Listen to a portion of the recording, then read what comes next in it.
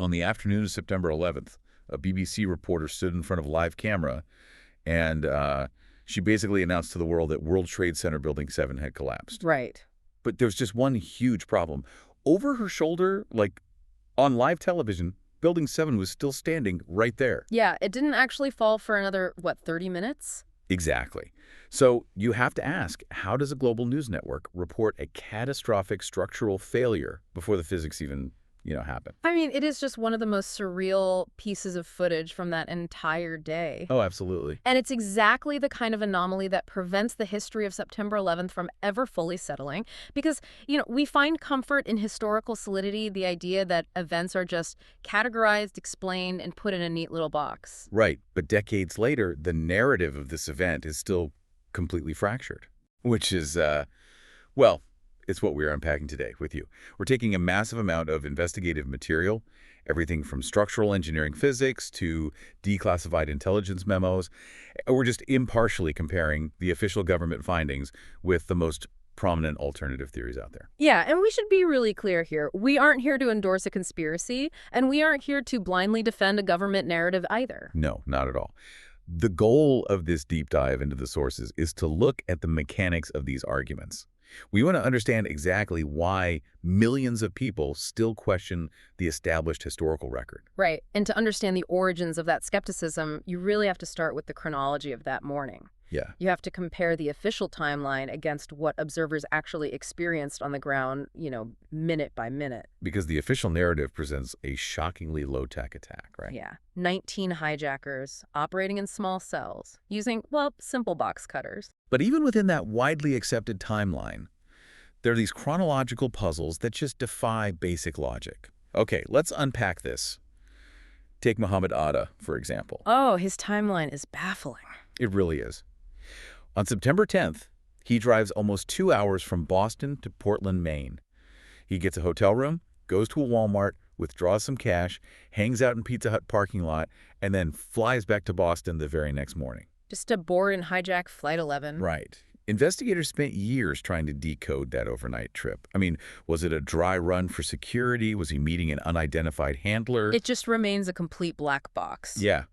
But the chronological discrepancies that truly fuel the skepticism, they happen once the attack actually begins, don't they? They do, because if you go back to the raw, unedited documentary footage from that morning, you have multiple independent witnesses. I mean, reporters, firefighters, survivors who are fleeing the towers. And they're claiming they heard bombs. Exactly. And crucially, they report hearing these massive secondary explosions in the lobbies and the lower basement levels before the towers even collapsed. Wow.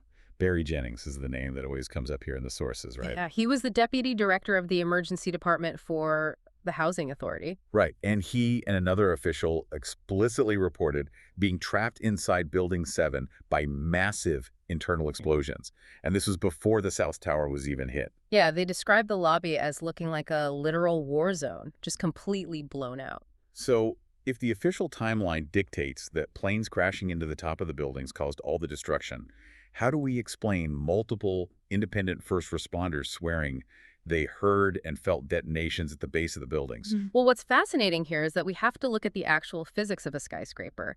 Think about what happens when a massive commercial airliner impacts the 90th floor. Okay. You have thousands of gallons of aviation fuel, along with, heavy airplane parts and concrete, suddenly plummeting down these enclosed elevator shafts. And those shafts run the entire vertical length of the building. Right. So that falling mass acts like a giant pneumatic piston. It creates terrifying pressure differentials. The fuel vaporizes, ignites, and blasts down those shafts, blowing out the elevator doors in the lobby with just explosive force. Oh, wow. So it looks, sounds, and feels exactly like a bomb. Exactly. Okay, that makes mechanical sense. Yeah. The building itself basically becomes a weapon against the lower floors. Yeah. But I guess for someone questioning the narrative, those eyewitness reports of secondary bangs, those are the foundational crack in the official story. Absolutely. And that naturally forces the conversation into the most heavily debated aspect of the entire event, the engineering and the physics of the collapse. Right, because the initial reports suggested a pancake theory, right? The idea that the floors basically pancaked onto one another all the way down. Yeah, but later official investigations by NIST, the National Institute of Standards and Technology, they actually pushed back on that specific model. They focused instead on the columns buckling, right? Right. But for theorists, the physical anomalies left behind just don't match either of those conventional models. They point to the pulverization of the concrete. I mean, we aren't just talking about slabs of concrete falling to the ground. No, we're talking about hundreds of thousands of tons of concrete instantly transformed into a microscopic pyroclastic dust cloud. A cloud that coated lower Manhattan and literally reached New Jersey. Yeah. And then, of course, there's the steel. Rescue workers documented pools of molten steel in the rubble weeks after the collapse. Which leads directly to, like, the rallying cry of the skeptic movement, jet fuel can't melt steel beams. Right, because a standard office fire, even one accelerated by kerosene-based jet fuel, it burns inefficiently. It might reach 600 or 700 degrees Celsius. Which is incredibly hot. It is, but it's nowhere near the 1500 degrees Celsius required to actually melt structural steel. So, if the fuel couldn't melt the steel, skeptics ask, what did? And physicists like Stephen Jones point to military-grade nanothermite. Right, and we should probably clarify what that actually is. Yeah, go for it. So regular thermite is a mixture of metal powder and metal oxide that burns extremely hot. But nanothermite is engineered at the molecular level. The particles are incredibly small. Exactly, which drastically increases their surface area. So instead of just burning hot, it reacts explosively. And Jones and others claim to have found unreacted traces of this specific high-tech compound in the World Trade Center dust. They do. But, the true crucible for this engineering debate isn't even the Twin Towers. It's Building 7. Yes, WTC-7. It was a 47-story skyscraper, a football field away from the main towers. It was never hit by a plane. Not once. Yet, at 5.2 BPM, it suffered a catastrophic total collapse. Which brings us back to that BBC broadcast we mentioned at the very start. Right. I mean, if you're looking for proof of a pre-scripted demolition, a global news anchor announcing the collapse of a building that is visibly standing right behind her, I mean, that is going to be your smoking gun. Oh, absolutely. It's an incredible communication error. But the rigorous engineering analysis provides a very detailed mechanical explanation for why WTC-7 fell. The building had a highly unusual structural design, didn't it? It really did. It was built directly over a pre-existing electrical substation. It relied on a perimeter tube design and 24 massive core columns. Okay. But because of the substation below, 8 of those core columns couldn't be anchored straight down into the foundation. Wait, really? Yeah. They had to be rerouted horizontally using massive structures known as transfer trusses. Oh, I see. Let's visualize this for you listening. Imagine a heavy wooden table with 4 legs. Now, because there's something sitting under the table, you have to cut one of the legs off halfway down. Right. To support that broken corner, you rest it on a horizontal beam that stretches across to the other intact legs. That horizontal beam is your transfer truss. That is a perfect way to visualize it. Yeah. Now, when the North Tower fell that morning, flaming debris gouged a massive hole in the side of Building 7, and it ignited fires on multiple floors. And the city's water mains were destroyed, so firefighters had to be pulled back. Exactly. So these fires burned completely uncontrolled for nearly 7 hours. And if you're listening to this and screaming at your dashboard that a 600-degree office fire isn't hot enough to melt steel, you're right, it doesn't melt it. But here's what it actually does do. Yeah, at 600 degrees Celsius, the molecular lattice of the steel physically expands. The steel loses roughly 50% of its yield strength. Wow, 50%. Yeah, it goes from being a rigid, unyielding structural beam to behaving more like, heated plastic under the immense weight of a 47-story skyscraper. That makes sense. The thermal expansion pushed the floor beams outward, which eventually caused critical core columns, specifically columns 79, 80, and 81, to buckle under the weight of a heavy roof penthouse. And going back to our table analogy, once those core columns buckle, that horizontal beam, the transfer truss, it just fails. The table violently twists and the entire structure crumples inward. Exactly. Now, theorists point to the footage of WTC-7 and argue it looks just like a controlled demolition, a uniform free-fall drop with a visible kink in the roofline. But the engineering analysis explains this as a trick of perspective. What looks like a downward kink is actually the northeast wall bowing inward as the internal core failed first. Oh, interesting. And what about the free fall speed? Right. The claim of free fall speed is heavily manipulated. The top 18 floors actually took 5.4 seconds to fall, which is 40% slower than true gravitational free fall. Wait, so it wasn't free fall at all? No. In fact, many of the videos circulating online claiming to show a free-fall demolition have literally been sped up by 40% to make the collapse look more sudden and explosive. Oh, wow. But, if WTC-7 really was brought down by conventional fires, it implies a catastrophic failure of standard engineering models. Right, does. If, however, you believe it was a demolition, you're faced with a much bigger problem. Like, how do you wire a 47-story occupied federal building with explosives unnoticed? Right, that requires unfettered access, which directly points the finger at the intelligence and security apparatus. So what does this all mean? This is where the skepticism really shifts from structural physics to systemic failure, right? It is, because the intelligence misses leading up to September 11th are, by any standard, just staggering. Yeah. In late 2000, two of the hijackers, Al-Hazmi and Al-Mithar, moved to San Diego. They actually rented a room from a man who was actively working as an undercover FBI informant. Wait, I have to push back on this. Uh, If the informant was actively working for the FBI, how do we know the intelligence agencies intentionally hid this? Well, Isn't it more likely a symptom of massive bloated bureaucracies just, refusing to share their toys? The informant didn't know their real names or plans, did he? he didn't, and that's the core of the debate, compartmentalization versus complicity. The CIA had already flagged these two men as potential threats after a summit in Malaysia, Okay. but due to strict internal rules and bureaucratic turf wars, the CIA deliberately withheld this vital information from the FBI. The FBI agents investigating the coal bombing literally begged the CIA for information on these men, and they were just stonewalled. So to an official investigator, that is a tragic, fatal failure of communication. Right. But to a skeptic, deliberately withholding the location of known terror suspects looks like an intentional effort to let an event happen. Especially when you stack it up against all the other warnings in the sources. You have the August 2001 presidential daily briefing explicitly titled, Bin Laden Determined to Strike in U.S. Yep. You have the Phoenix memo from an FBI agent begging his superiors to investigate suspicious men enrolling in American flight schools. And then you have the bizarre anecdotal foreknowledge. Oh, like the Pakistani high school student in Brooklyn. Exactly. He stood up in class on September 6th and pointed out the window, stating that the World Trade Center won't be standing next week. Just chilling. He later claimed it was a joke, but the timing is undeniable.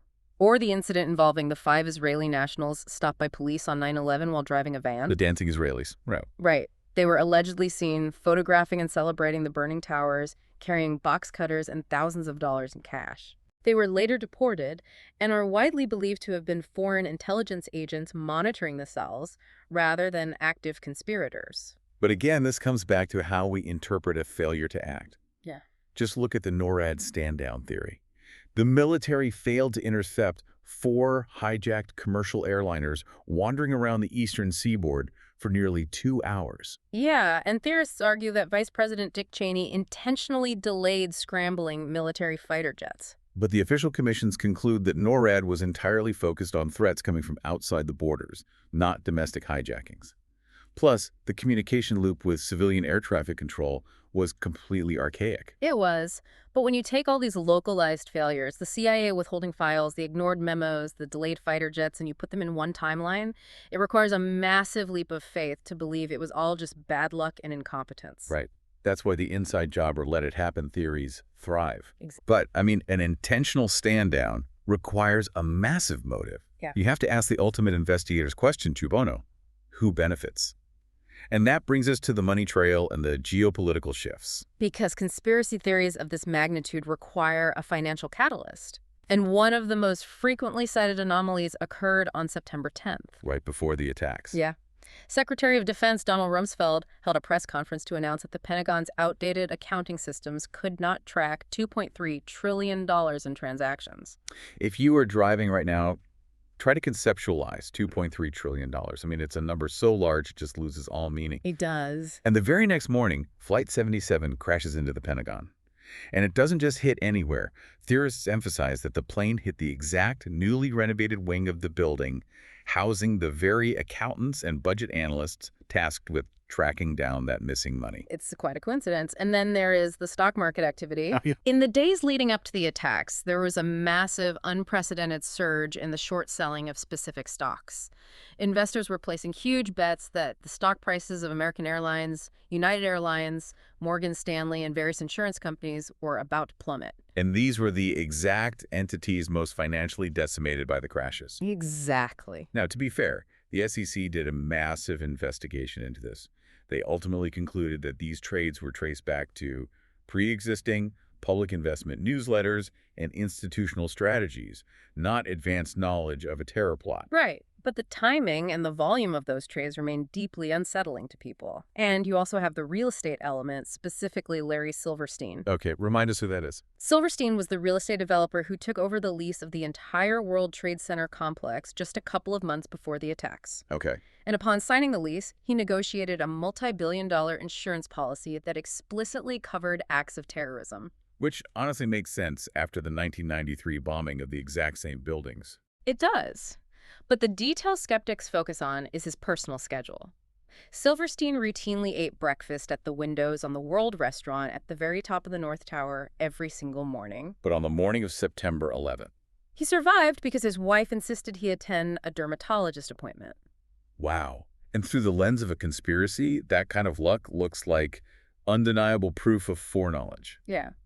Here's where it gets really interesting, though. If you zoom out, the geopolitical consequences of that day were immediate and world-altering.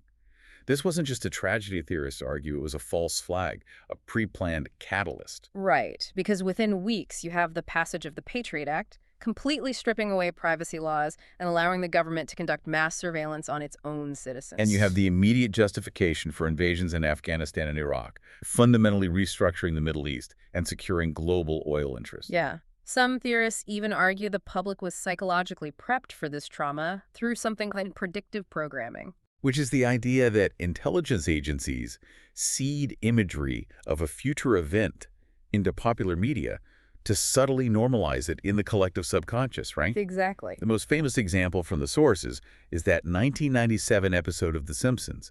Lisa holds up a magazine advertising a bus trip to New York. The price is a giant number 9, and right next to it, the silhouette of the Twin Towers forms a perfect number 11. Yeah. It literally spells out 9/11 against the New York skyline years before it happened. It's an uncanny visual, for sure. But here's the critical pivot in this logic. You cannot execute a multi-trillion-dollar geopolitical restructuring, coordinate the destruction of skyscrapers, manipulate global markets, and just leave the receipts lying around. Right. If a conspiracy of this scale exists, the cover-up has to be even more flawless than the crime itself. And this brings us to the missing evidence. The puzzle pieces that vanished into thin air. Let's start with the flight data recorders, the black boxes. Yeah. The official 9/11 Commission report states that the black boxes from Flight 11 and Flight 175, the two planes that hit the towers, were completely destroyed in the collapse. Vaporized. Yeah. They were never recovered. However, accounts from Ground Zero cleanup workers tell a different story. Wait, really? Yeah. Michael Ballone and Nicholas DeMasi, who worked the debris pile, published accounts claiming they personally helped federal agents locate and recover 3 of those black boxes using advanced tracking equipment. Oh, wow. They allege the FBI took the boxes and imposed a strict gag order. If the government's official explanations for missing evidence are true, why do so many people refuse to accept them? Because then you have the structural steel itself. Right.